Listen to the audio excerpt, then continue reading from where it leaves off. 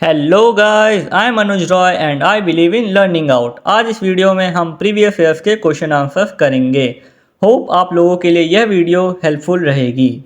अगर आप इन क्वेश्चंस की प्रैक्टिस करते रहेंगे तो डेफिनेटली आपकी परफॉर्मेंस बेटर होगी बोर्ड एग्जाम्स में। तो चलिए शुरू करते हैं। हेलो एवरीवन, आज हम क्लास 12 पॉलिटिकल साइंस का chapter number 10 politics of planned development के एमसीक्यू करेंगे। देन इसके बाद हम पीवाईक्यूज करेंगे। ठीक है, तो पहला एमसीक्यू है हमारा, planning commission of India was replaced by NITI Aayog because. And पहले हम नीति आयोग की फुल फॉर्म देख लेते हैं। National institute for transforming India, यह 1 जनवरी 2015 में बनाया गया था। It had become very old. It was becoming irrelevant to face the new challenges of development, or it was totally based on socialist model. Mainly states were not favor of the planning commission. इसका correct answer है B. Answer है B, क्योंकि जो नए challenges आ रहा था उसे planning commission face नहीं कर पा रहा था, इसीलिए हमें नीति आयोग बनाना पड़ा। ओके, नाउ अब हमारा second MCQ, which among the following developmental model had the least support in India. Mixed model development, Bombay plan, capitalist model of USA और सोशलिस्ट मॉडल ऑफ यूएसएसआर। तो इसका करेक्ट आंसर है C, capitalist model of USA. Now third MCQ है, which one among the following was expected from second 5 year plan. Second 5 year plan से क्या expect किया जा रहा था? Industrialisation, economic equality, rural development और इरेडिकेशन ऑफ पॉवर्टी। तो इसका करेक्ट आंसर है ए, इंडस्ट्रियलाइजेशन। ठीक है,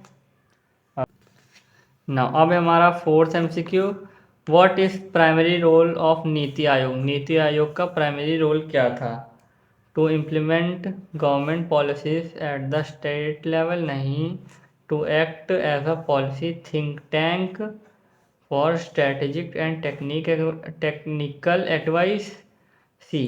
to replace state government in policy matters, and fourth है to monitor global economic trade एग्जीक्यूटिवली।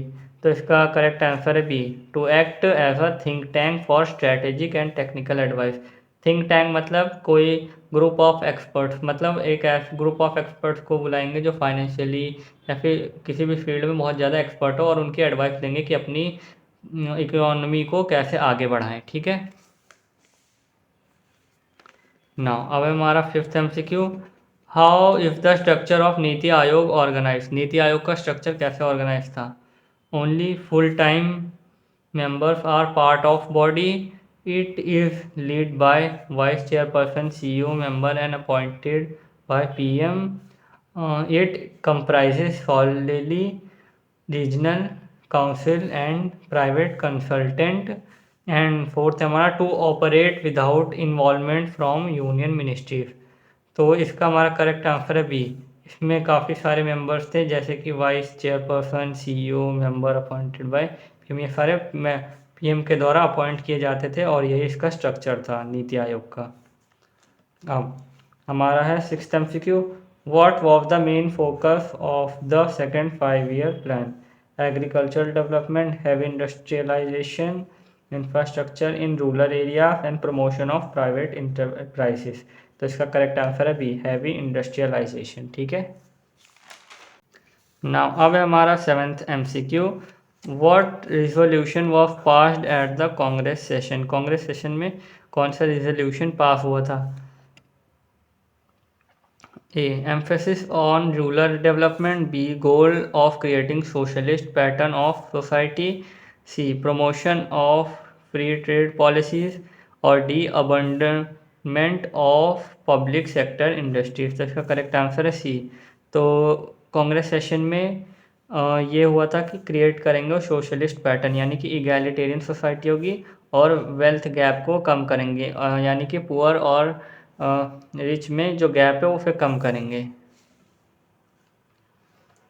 Now eighth MCQ है हमारा, which one of the following were formed for the planned development of India. Just after independence, just after independence क्या form हुआ था? Election commission, planning commission, Shah commission और नीति आयोग। तो इसका correct answer है planning commission. Now अब है हमारा 9th MCQ, which one of the following is not the objective of NITI Aayog? To provide strategic input to the development main process of India, to serve as a think tank of union government. 6. C. To arrange fund for developmental programs. D. To put an end to the tardy implementation of policies, यानी slow implementations of policies। तो इसका incorrect one है C, to arrange fund for developmental programmes. ये काम नहीं था नीति आयोग का। नाउ 10th MCQ हमारा, which one of the following statement about Bombay plan is incorrect? Incorrect कौन सी है बॉम्बे प्लान के according? It was a blue print for India economic future, हाँ ये सही है। It supported state ownership of industries, नहीं ये गलत है। ठीक है, आगे और भी देख लेते हैं। It was made by some leading industries, नहीं। It strongly supported the idea of planning commission, हाँ ये भी सही है। तो इसका इनकरेक्ट वन है बी। और ये जो क्या कहते हैं लीडिंग इंडस्ट्रीज, हाँ ये सही है। ओके, तो इसका इनकरेक्ट वन है बी। नाउ अब है हमारा 11th MCQ, name the personality who drafted second 5 year plan. कौन थे वो? केसी नेगोए, टीटी कृष्णमाचारी, श्रीमती दुर्गाबाई देशमुख और पीसी मलानोबिस। तो इसका है पीसी मलानोबिस। ठीक है। नाउ अब है हमारा 12th, arrange the following events. ठीक है, हमें इन सभी इवेंट्स को क्रोनोलॉजिकल ऑर्डर में अरेंज करना है। Establishment of planning commission, launch of first 5 year plan, the introduction of the Bombay plan and the establishment of NITI Aayog. तो पहले हुआ था इंट्रोडक्शन ऑफ बॉम्बे प्लान, ठीक है। देन उसके बाद आया establishment of planning commission, then first 5 year plan और उसके बाद नीति आयोग। तो इसका करेक्ट आंसर है फर्स्ट। ठीक है ना। अब हमारा 13 MCQ, मैच द फॉलोइंग। हमें मैच करना है कॉलम 1 को कॉलम बी से। फर्स्ट 5 ईयर प्लान 1951 से 56 के बीच में बना था, क्या करता था? Focus on agriculture production and land reform, हाँ ये सही है। इसका साथ फर्स्ट का ए का फर्स्ट हो गया। Second 5 year plan emphasise rapid industrialisation particularly heavy industries, ये 1956 से 61 तक था। थर्ड 5 ईयर प्लान क्या था? पहले तो ये 1961 से 66 तक चला था और इसका था continued industrialisation growth but criticised for urban biases, urban biases ने से क्रिटिसाइज किया था। ठीक है। फोर्थ 5 ईयर प्लान 1966 से 71 तक था, faced a break in the planning process due to economic crisis. 1966 से 71 तक इकोनॉमिक क्राइसिस थे, इसलिए यहाँ पे ब्रेक लिया गया इसके बाद। तो इसका हमारा करेक्ट वन है ऑप्शन बी। ठीक है ना। 14th MCQ हमारा, which one of the following ideas it did not form part of the early phase of India development policy? इनमें से कौन सा अर्ली फेज ऑफ इंडिया का पार्ट नहीं है जो उसकी डेवलपमेंट पॉलिसी थी? Planning, cooperation farming, liberalisation, self sufficient. तो इसका इनकरेक्ट है कोऑपरेटिव फार्मिंग। Now 15 MCQ हमारा, in 1944 a group of industrialists proposed for planned economy in a joint proposal which was called Bombay Plan, India Plan, Bharat योजना और India vision. तो इसका सही है बॉम्बे प्लान। ठीक है। From which country India got inspiration of planned economy? Soviet, Russia, America, Britain, Pakistan. इसका है सोवियत यूनियन या फिर रशिया से। ठीक है।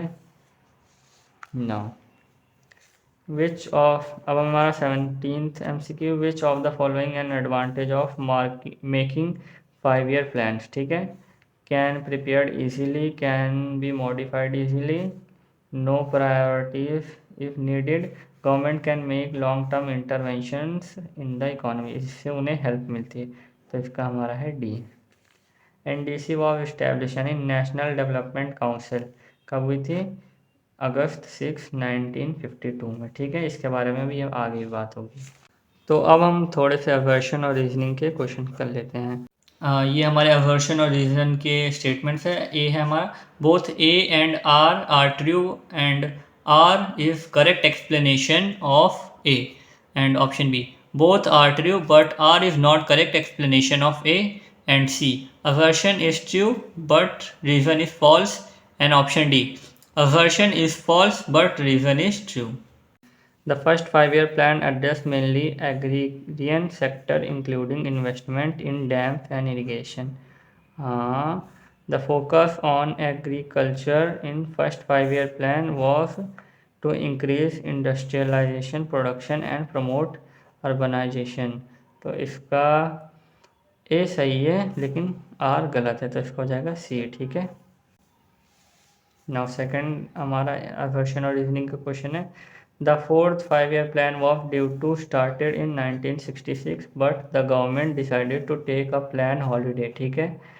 अब हमारा रीज़न है, the novelty of planning had declined considerably and India was facing an acute economic crisis which lead to decision। ठीक है, तो इसका हमारा हो जाएगा ए, क्योंकि फोर्थ 5-year प्लान में 1966 से स्टार्ट हुआ था, गवर्नमेंट ने डिसाइड किया था इसके बाद हम प्लान हॉलीडे लेंगे। और ये इस टाइम पे ये डिक्लाइन इसलिए हुआ था क्योंकि इस टाइम पे इकोनॉमिक क्राइसिस स्टार्ट हो गए थे, पाकिस्तान के साथ वॉर स्टार्ट हो गई थी जो बांग्लादेश को आज़ाद कराने के लिए। नाउ हमारा थर्ड वर्शन और रीजनिंग का क्वेश्चन है। Modernisation as an understood after the independence involved the breakdown of traditional social structure and rise of capitalist and liberal. ठीक है। उसके बाद हमारा, the western model of development emphasise traditional values, rejected the capitalist model या growth in favour of maintaining social hierarchy. गलत है ये, western countries में कैपिटलिस्ट मॉडल को अपनाया जाता है। ठीक है, ना कि सोशल हायरार्की को। तो इसका है हमारा सी, यानी कि हमारा एक करेक्ट है और आर इनकरेक्ट है। नाउ हमारा फोर्थ ए आर है, नीति आयोग इस कॉन्स्टिट्यूशनल बॉडी। ठीक है, the PM of India if the x officer chairperson of NITI Aayog. तो इसका नीति आयोग इस कॉन्स्टिट्यूशनल बॉडी, ये तो सही है बट ये इनकरेक्ट है, तो हमारा इसका हो जाएगा सी। रीज़न गलत है, वर्शन सही है। अब हमारा फिफ्थ वर्शन और रीजनिंग का question, the planning commission was established in 1950। It opted 5-year plan for the development of India like the Soviet union. तो इसका है हमारा, दोनों सही है बट दोनों एक दूसरे की करेक्ट एक्सप्लेनेशन नहीं कर रहे हैं। Now the first 5-year plan was implemented in 1951। In this emphasis was laid on the development of agriculture। ठीक है, हाँ ये दोनों ही सही हैं, तो इसका हो जाएगा ए, दोनों सही है और वर्शन रीजन की करेक्ट एक्सप्लेनेशन है। The architect of the second 5-year plan was Jawaharlal Nehru. नहीं, ये इनकरेक्ट है। The second 5-year plan is also called Mahalanobis plan. ठीक है, पीसी महालनोबिस ने किया था, ना कि जवाहरलाल नेहरू। तो इसका जो ए इनकरेक्ट है, आर करेक्ट है, तो ये हमारा हो जाएगा डी। ठीक है।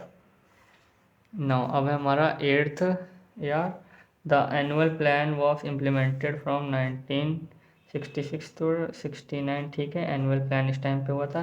This plan is called plan holiday. नहीं, दोनों सही हैं बट ये एक दूसरे की करेक्ट एक्सप्लेनेशन नहीं, क्योंकि प्लान हॉलीडे इसे नहीं कहते हैं, तो इसका हो जाएगा हमारा बी। नाउ अब हमारा नाइन्थ है ए, यानी कि assertion, national development council apex of the body decision making and deliberation development matters in India. जो नेशनल डेवलपमेंट काउंसिल है, अपेक्स यानी टॉप पे रहती है डिसीजन मेकिंग में। अपेक्स यानी टॉप पे रहती है जब भी वो डिसीजन मेकिंग होती है नेशनल डेवलपमेंट काउंसिल में। ठीक है, इंडिया के सभी मैटर्स में। इट वॉज इस्टेब्लिश्ड ऑन 5 अगस्त 1950। गलत है, इस ये हुआ था 6 अगस्त 1952 में, जो भी हमने MCQ में भी पढ़ा। तो A is correct and R is incorrect, तो इसका हो जाएगा हमारा सी।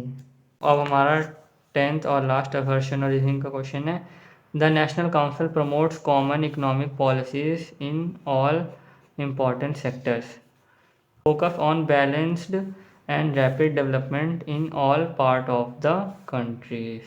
तो इसका है हमारा नेशनल डेवलपमेंट काउंसिल प्रमोट करता है सभी पॉलिसीज़ को, ठीक है, हर एक सेक्टर में, इंपॉर्टेंट सेक्टर में फोकस करता है, बैलेंस और रैपिड डेवलपमेंट, हाँ ये भी सही है, बट ये दोनों एक दूसरे की करेक्ट एक्सप्लेनेशन नहीं है, तो इसका हमारा हो जाएगा बी, ठीक है, both are true but A R is not correct explanation of A, ठीक है। नाउ अब हम अपने पी वाई क्यूज़ कर लेते हैं जो बहुत ज़्यादा इम्पोर्टेंट है और लास्ट एग्ज़ाम्स में भी आए, लास्ट बोर्ड के एग्ज़ाम्स में भी आए हैं। तो पहला क्वेश्चन है हमारा, विच institution have replaced the planning commission. Planning commission को किसने रिप्लेस किया था? ये सैम्पल क्वेश्चन पेपर 2020 में आया और इसके बाद भी काफ़ी सारे सैम्पल क्वेश्चन पेपर में आया और एक बोर्ड एग्ज़ाम में भी आया था, मैंने देखा था। The planning commission was replaced by the नीति आयोग। नीति आयोग ने इसे रिप्लेस किया था इन 2015। कब किया था? 1 जनवरी में, ठीक है। Unlike the centralised planning of procedures, और इसमें सेंट्रलाइज्ड प्लानिंग नहीं होती है। नीति योग एम्फेसाइज, नीति योग के अंदर क्या क्या चीज़ें आती हैं? डिसेंट्रलाइज्ड डिसीजन मेकिंग, मतलब हर एक लेवल पे डिसीजन करे जाएंगे, जैसे सेंट्रल लेवल पे, स्टेट लेवल पे और लोकल लेवल पे, ठीक है। Collaboration between centre and state, यानी कोऑपरेटिव फेडरलिज्म। फेडरलिज्म मतलब वही होता है कि पावर डिस्ट्रीब्यूशन होता है हर एक लेवल पे। Real time policy development and monitoring, मतलब कि जो अभी की करंट सिचुएशन है उसके हिसाब से पॉलिसीज़ बनाई जाएंगी और हर एक पॉलिसीज़ को मॉनिटर किया जाएगा, कैसा क्या स्टेटस चल रहा है हर एक पॉलिसी का। नाउ अब है हमारा second question, name the two model of development before India on the eve of independence. Independence से पहले इंडिया ने क्या सोच रखे थे, कौन से डेवलपमेंट मॉडल्स यूज़ की जाएंगे? ये बोर्ड 2024 में आया क्वेश्चन। Before independence two distinct development models were debated. पहला है कैपिटलिस्ट मॉडल, यूएसए का जो मॉडल था, advocate minimal government intervention and free market policies. ये करता था कि गवर्नमेंट की कम इंटरवेंशन है, कम गवर्नमेंट इंटरफेयर करेगी क्योंकि सारी कैपिटलिस्ट होंगे, यानी सब कुछ प्राइवेटाइज्ड होगा और फ्री मार्केट पॉलिसीज भी रहेंगी इसके अंदर। और जो सेकंड मॉडल था सोशलिस्ट मॉडल, यानी जो यूएसएसआर का था, promote state ownership of resources, centralised planning and equitable wealth, ठीक है। तो यहाँ पे जो ओनरशिप होगी वो गवर्नमेंट या फिर स्टेट करेगी हर एक रिसोर्स पे, सेंट्रलाइज्ड प्लानिंग होगी, जो भी प्लानिंग किया जाएगा वो गवर्नमेंट लेवल पे प्लानिंग होगी, और जो वेल्थ यानी कि जो प्रॉफिट होगा वो इक्वली हर जगह डिस्ट्रीब्यूट किया जाएगा हर एक सेक्टर में, ठीक है। अब है हमारा fourth question, highlight to unique features of NITI Aayog. NITI आयोग के हमें कोई भी 2 फीचर बताने हैं that distinguish from the planning commission, जो प्लानिंग कमीशन में नहीं थे। पहली है रीजनल काउंसिल, ठीक है, पहली है regional council. NITI Aayog focused on regional development, हर एक रीजन पे डेवलपमेंट की फोकस करता है। By forming council for targeted strategies, वो पहले से ही टारगेट स्ट्रैटेजीज बना के रखते हैं उनकी काउंसिल्स, ताकि इजीली वो इम्प्लीमेंट कर पाएँ। Unlike the centralise approach of planning commission, यानी कि ऐसा नहीं कि हर एक डिसीजन में क्या कहते हैं सेंट्रल गवर्नमेंट की इन्वॉल्वमेंट रहेगी, ठीक है। और अब सेकंड है डायनेमिक स्ट्रक्चर, इसका बहुत ही ज़्यादा डायनेमिक स्ट्रक्चर है, जैसे it includes a CEO, vice chairperson, part time members, ठीक है। पार्ट टाइम मेंबर्स यानी कि डिफरेंट, जैसे कि कोई इकोनॉमिस्ट हो गया, कोई फॉरेन मिनिस्टर हो गया, उसे कोई भी पॉलिसी या फिर प्लान बनाने के लिए उसे पार्ट टाइम के लिए बुलाया जा सकता है इसमें। Special invitee from various field, मतलब जैसे कि अभी ये एक्सप्लेन किया, अलग अलग फील्ड के लोग आते हैं। Ensuring flexibility and expertise in policy formulation, मतलब इसमें बहुत ज़्यादा फ्लेक्सिबिलिटी है और एक्सपर्ट पीपल्स को बुलाया जाता है पॉलिसी या फिर प्लानिंग कमीशन जब भी कुछ प्लान करती है, ठीक है। नाउ अब हमारा थर्ड क्वेश्चन, और ये लॉन्ग क्वेश्चन है, access any six outcomes of planning commission of India, ठीक है। सैम्पल क्वेश्चन पेपर 2019 में आया है, ठीक है। फर्स्ट पॉइंटर है growth in industrial sector, industrial sector में ग्रोथ देखता है ये प्लानिंग कमीशन जो है। Planning promotes industrial development like steel, machinery and energy, ठीक है, energy. Establishment of public sector enterprises strengthen industrial base, ठीक है। PSES इसे कहा जाता है, पब्लिक सेक्टर इंटरप्राइजेज, ठीक है। Help India move towards self reliant core industries. ये हेल्प करता है कि जो भी मैन्युफैक्चरिंग होगी उसमें इंडिया सेल्फ रिलायंट हो, बाहर से ज़्यादा इंपोर्ट ना करे, ताकि इसमें इंडिया का फ़ायदा हो। अब हमारा सेकंड पॉइंटर एग्रीकल्चरल डेवलपमेंट है, जो कि फर्स्ट 5 ईयर प्लान में था। फोकस करता, ये फर्स्ट 5 ईयर प्लान 51 से 56 तक था। इसका मेन फोकस था इंक्रीज करेंगे एग्रीकल्चर प्रोडक्टिविटी, ठीक है। ग्रीन रेवोल्यूशन आया था, उस टाइम पे इंट्रोड्यूस किया गया था। HYV सीड्स का इम्प्लीमेंटेशन हुआ था। इरिगेशन एंड फर्टिलाइजर्स भी इसमें इंक्लूड किए गए थे। Lead to increase in food production and food security. इससे फूड प्रोडक्शन इंक्रीज हुआ था और फूड सिक्योरिटी में बहुत ज़्यादा स्टोरेज होने लगी थी। पहले फूड डेफिसिट था, अब यहाँ पे फूड सरप्लस होने लगे, यानी ग्रेन सरप्लस होने लगे, इसीलिए यहाँ यानी कि एक्सपोर्ट किया जाता है। इंफ्रास्ट्रक्चरल डेवलपमेंट, ठीक है। Major investment in road and railway, power plant and irrigation, ठीक है। इंफ्रास्ट्रक्चर डेवलप हुआ था, रोड्स को, रेलवेज के और power plant and irrigation system को डेवलप किया गया था। Improved transportation and connectivity, transportation और कम्युनिकेशन यानी कनेक्टिविटी अच्छे से करी गई थी, जो कि रोड डेवलपमेंट में हो जाती है ये। फिर हमारा थर्ड का एक और पॉइंटर है, help in economic growth and better quality of life, ठीक है। इकोनॉमिक ग्रोथ और better quality of life provide करता है यहाँ के लोगों को। फोर्थ पॉइंट हमारा मिक्स्ड इकोनॉमी है, इंडिया की इकोनॉमी, ठीक है। India adopted mixed economy model, public sector control की industrial like steel and power. Public sector यहाँ के कंट्रोल करते हैं स्टील और पावर्स को। प्राइवेट सेक्टर क्या है, इनकरेज करता है other areas, balance between socialism and capitalism. यहाँ पे प्राइवेटाइजेशन भी है ताकि सोशलिज्म और कैपिटलिज्म बना रहे। अब हमारा फिफ्थ पॉइंट है reduction of economic inequalities. Economic inequalities को ये रिड्यूस करता है, यानी कि वही रिच एंड पुअर के बीच का gap. Focus on poverty alleviation, poverty को कम करने के लिए प्रोग्राम्स निकाले जाते हैं, जैसे कि सोशल वेलफेयर स्कीम्स, ठीक है। Aim was to reduce inequality and improve living standard. यहाँ की प्लानिंग कमीशन का एम ये है कि इनइक्वालिटीज़ को ख़त्म करेंगे और लोगों का लिविंग स्टैंडर्ड अच्छा करेंगे। Benefited poor and marginalise section though not fully successfully. ये सोचा गया था कि गरीब और मार्जिनलाइज जो अलग लोग हैं उन्हें ज़्यादा बेनिफिट दिया गया जाएगा, लेकिन तब भी ये सक्सेसफुल नहीं रहा इतना है। अब हम यहाँ देखते हैं नेगेटिव आउटकम्स, यानी जो ब्यूरोक्रेसी थी वो बहुत इनएफिशिएंसी थी, कुछ नेगेटिव आउटकम्स भी रहे यहाँ के, ठीक है। ओके, सिक्स पॉइंटर है planning lead the centralisation of decision making. Centralisation, भले ही यहाँ पे हर एक लेवल पे डिसीजन लिए जाते थे, बट फाइनल डिसीजन सेंट्रलाइज होता, मतलब फाइनल डिसीजन सेंटर देगा, ठीक है, उसमें approval. Cost delay, lack of flexibility and red tape, मतलब कि डिले हो जाता था डिसीजन बनने में, फ्लेक्सिबिलिटी नहीं थी इसी वजह से ज़्यादा, और जो रेड टेप था यानी कि हर जगह बार बार पूछे जाना, पहले नीचे लेवल पे फिर ऊपर और फाइनल जब तक वो पूछा जाता है कि इसे हम इम्प्लीमेंट करें, तब तक लोगों का और भी ज़्यादा बुरा हाल हो जाता था। And created chances of corruption and mismanagement in public sector. Public sector में बहुत ज़्यादा करप्शन और मिसमैनेजमेंट भी बढ़ने लगा था, ठीक है। नाउ अब है हमारा fifth question, highlight any 3 features of the first 5 year plan. First 5 year plan के हमें कोई भी 3 फीचर बताने, ये बोर्ड 23 में आया है। फर्स्ट पॉइंटर है फोकस ऑन एग्रीकल्चर, ठीक है। Launch in 1951 under Jawaharlal Nehru, mainly prioritised agriculture, it was backbone of the economy, ठीक है। बैकबोन ऑफ द इकोनॉमी थी उस टाइम पे इंडिया की। Aim to increase food production, improve farming methods, achieve self sufficient in food grains, मतलब कि हम यहाँ की प्रोडक्टिविटी बढ़ाएंगे और फार्मिंग मेथड्स को इम्प्रूव करेंगे और हम सेल्फ सफिशिएंट होंगे, मतलब आत्मनिर्भर होंगे अपने उपजाऊपना के लिए, मतलब अपने यहाँ फूड ग्रेन्स उगाने के लिए। Based on Harold domain model, Harold Domar का एक मॉडल था, उस पर बेस्ड था, ठीक है। ड्राफ्टेड बाय इकोनॉमिस्ट के एन राज ने इसे ड्राफ्ट किया था फर्स्ट 5 ईयर प्लान को, based on Harold Domar growth model, यानी कैनियन अप्रोच था, एक कोई कैनियन बंदा था या फिर पर्सन था, उसकी अप्रोच थी ये।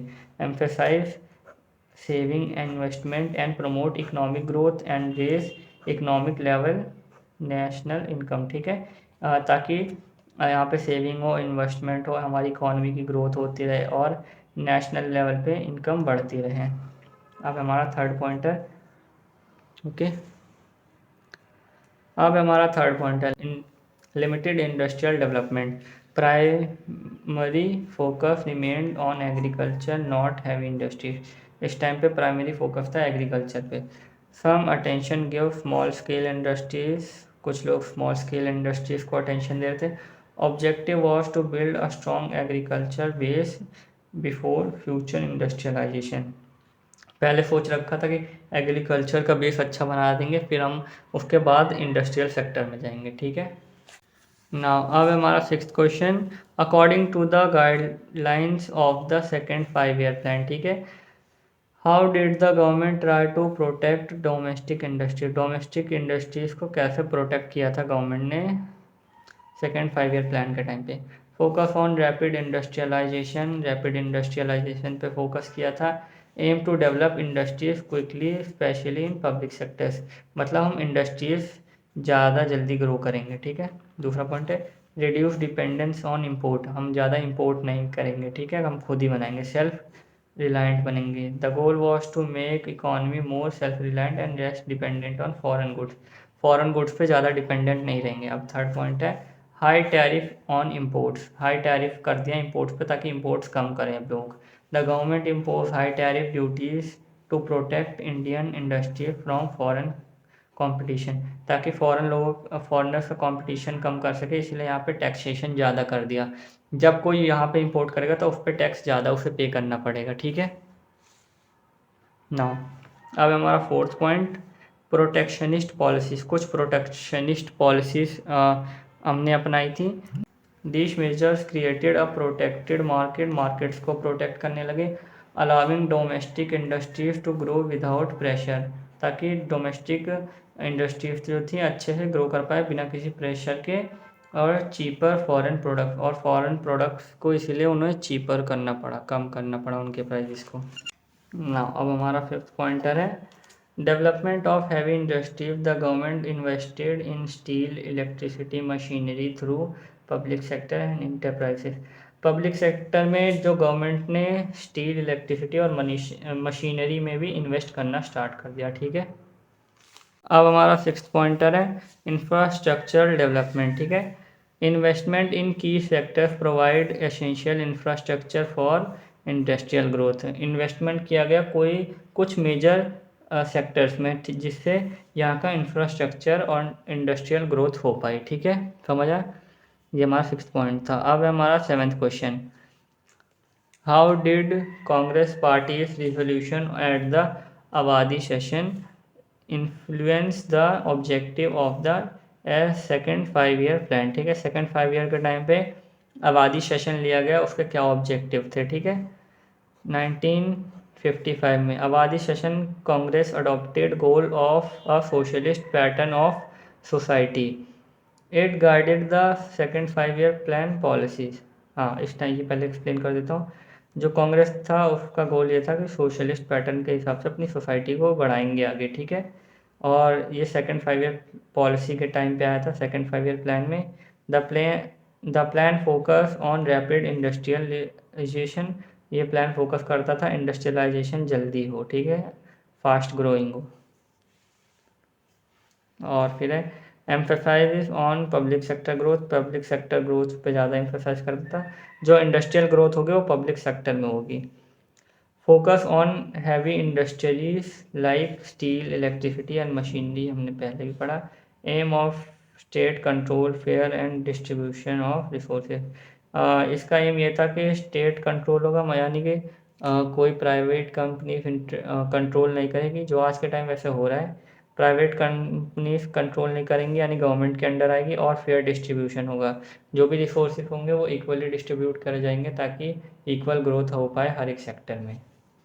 नाउ अब हमारा eighth question, what were the key choices and debates about development, development के बारे में कौन सी की चॉइसेस और डिबेट्स रहती हैं हमेशा। तो हमारा पहला पॉइंटर है इंडस्ट्रियलाइजेशन और रूरल डेवलपमेंट। इंडस्ट्रियलाइजेशन और रूरल डेवलपमेंट में हमेशा डिबेट होती रहती हैं। Some leader support industrialisation and economic growth self reliance. कुछ इंडस्ट्रियलाइजेशन को सपोर्ट करते हैं जिससे हमारी इकोनॉमी बढ़ेगी और हम आत्मनिर्भर हो पाएंगे। और कुछ लोग करते हैं एग्रीकल्चर एंड रूरल डेवलपमेंट को सपोर्ट, यानी रूरल डेवलपमेंट को सपोर्ट करेंगे ताकि, क्योंकि यहाँ के ज़्यादातर लोग विलेजेस में रहते हैं। ठीक है। सोशलिस्ट और कैपिटलिस्ट मॉडल में ज़्यादातर बहुत ज़्यादा ही डिबेट होती हैं। Socialist model supported state control, equality and reduce poverty. Socialist model ये सारी चीज़ें सपोर्ट करता है। कैपिटलिस्ट मॉडल सपोर्ट करता है free market, private ownership and less government control, यानी कि गवर्नमेंट उस पर ज़्यादा कंट्रोल नहीं करेगी, वो प्राइवेट सेक्टर्स के ऊपर ही कंट्रोल रहेगा उनका। और लास्ट डिबेट रहता है स्टेट लीड डेवलपमेंट और प्राइवेट सेक्टर डेवलपमेंट, यानी कि गवर्नमेंट होगी वो लीड करेगी या प्राइवेट सेक्टर लीड करेंगे यानी कंट्रोल करेंगे। India choose state lead development with planning and public sector industries. India ने सोच रखा है कि जो गवर्नमेंट होगी वो और पब्लिक सेक्टर्स इसे क्या कहते हैं लीड करेंगे या फिर कंट्रोल करेंगे। Some peoples argue the private sector should have bigger role for faster growth. हाँ, ये तो सच है कि क्या कहते हैं कुछ लोग ये भी सोचते हैं कि प्राइवेट सेक्टर अगर प्राइवेटाइज कर देंगे तो ज़्यादा ग्रोथ होगी और लंबे समय तक उनका रोल बना रहेगा, जो कि सच है। नाउ 9th क्वेश्चन है अब हमारा, examine the key controversies over the strategies of economic development in the early years of independence. ठीक है, अर्ली ईयर्स ऑफ इंडिपेंडेंस में कौन सी की कंट्रोवर्सीज रही थी हैं इकोनॉमिक डेवलपमेंट के ऊपर और कौन कौन सी स्ट्रैटेजीज रही थी। तो सैम्पल क्वेश्चन पेपर 2017 में आया है ये question. Focus on heavy industries. ठीक है, उस टाइम पे सोचा गया था कि फोकस करेंगे हम हैवी इंडस्ट्रीज़ पे, जो कि इसीलिए सेकंड 5 ईयर प्लान को लाया गया था ताकि हैवी इंडस्ट्रीज़ पे फोकस हो पाए। Critic said that neglected agriculture and rural development. कुछ लोग ये भी थे जो मतलब कहते थे कि नेगेटिव और पॉजिटिव पॉइंट भी कहते हैं थे कि ये एग्रीकल्चर के ऊपर बुरा असर पड़ेगा। ठीक है, उस पर ज़्यादा लोग ध्यान नहीं देंगे। It could worsen food shortage. इससे क्या पता फूड शॉर्टेज हो जाए अगर हम इंडस्ट्रियलाइजेशन पे ज़्यादा ध्यान देंगे और एग्रीकल्चर पे नहीं देंगे तो। Supporters believe it was necessary long term self reliance. और जो सपोर्ट करते थे वो तो कहते ही थे कि हमें इस पर फोकस करना चाहिए और हमें आत्मनिर्भर बनना चाहिए, हमें सारी चीज़ें यहीं पे बनानी चाहिए, मैन्युफैक्चर करनी चाहिए, ना कि बाहर से हमें मंगवानी चाहिए। नाउ अब हमारा सेकंड पॉइंट है पब्लिक एंड प्राइवेट सेक्टर। ये भी सोचा गया था, ये भी कंट्रोवर्सीज थी कि government gave more importance to public sector. लोग कह रहे थे कि गवर्नमेंट ज़्यादातर पब्लिक सेक्टर को ही प्रायोरिटाइज कर।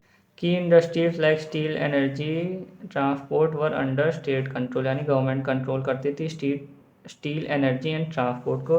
और यहाँ पर भी जो उसके अपोजिट में बोलने वाले थे आर्ग्यू कर रहे थे कि कॉज ऑफ इनसफिशिएंसी, इससे यहाँ के रिसोर्सेज पे इनसफिशिएंट प्रभाव पड़ेगा। ठीक है। Supporters said it would ensure equitable growth and prevent exploitation. Supporters कह रहे थे इससे इक्विटेबल मतलब हर सेक्शन में बराबर ग्रोथ होगी और इससे जो हमारे यहाँ पे एक्सप्लॉयटेशन होती है वर्कर्स की वो भी कम हो जाएगी और रिसोर्सेज की भी। अब हमारा थर्ड पॉइंट है 9th क्वेश्चन का, रोल ऑफ सेंट्रल प्लानिंग। ठीक है, क्या रोल प्ले किया था सेंट्रल लेवल की planning. India adopted centralised planning of model. ठीक है, इन्फ्लुएंस बाय सोशलिज्म से इन्फ्लुएंस हुए थे। जो क्रिटिक्स थे वही जो क्या कहते हैं उसका गुड और बैड पॉइंट बोलते हैं। उन्होंने क्वेश्चन किया कि question feasible and feared it would be reduce innovation. अगर हम ऐसे सेंट्रलाइज लेवल पे करेंगे तो क्या पता यहाँ की जो प्रैक्टिकलिटी है या फिर पॉसिबल आउटकम्स है वो कम हो जाएंगे। ठीक है। कंसर्न अबाउट ब्यूरोक्रेटिक इनफिशिएंसीज, मतलब कि जो ब्यूरोक्रेसीज थी उनके ऊपर शक किया जाने लग गया, क्या पता यहाँ की ब्यूरोक्रेसी ठीक से काम ना कर पाए, करप्शन बढ़ जाए। मतलब कि अगर हम ये सारी चीज़ें करेंगे तो बीच में जो पुलिसमैन हैं और भी जो गवर्नमेंट ऑफिसर है वो भी बीच में अपना अपना हिसाब निकालेंगे तो उससे करप्शन और भी ज़्यादा बढ़ जाएगा और उससे हमारे कंट्री पे बैड इफेक्ट पड़ेगा। Supporters believe planning was needed for self sufficient and proper direction. जो सपोर्ट करते थे कि जो सपोर्टर्स थे वो कहते थे कि अगर हमें सेल्फ सफिशिएंट बनना है तो हमें एक प्रॉपर डायरेक्शन में जाना होगा, हमें थैंक सब यू, चीज़ों शुक्रिया को और धन्यवाद कि आप पर लोगों ध्यान ने देना यह होगा वीडियो ताकि एंड तक सारी देखी। चीज़ें अच्छे से काम कर एंड सकें और बिफोर लिविंग करप्शन दिस वरप्शन वीडियो ना हो लीव पाए लाइक शेयर एंड जीरो subscribe this YouTube bureaucracy channel में, ठीक ताकि है। हम ऐसी तो PYQs आज की के लिए वीडियो इतना लाते ही, रहें। और अब अपना हम आपसे मिलते हैं और अगली सभी लोग वीडियो अपना में। फीडबैक देना अब वीडियो और कंटेंट कैसा है, ठीक है।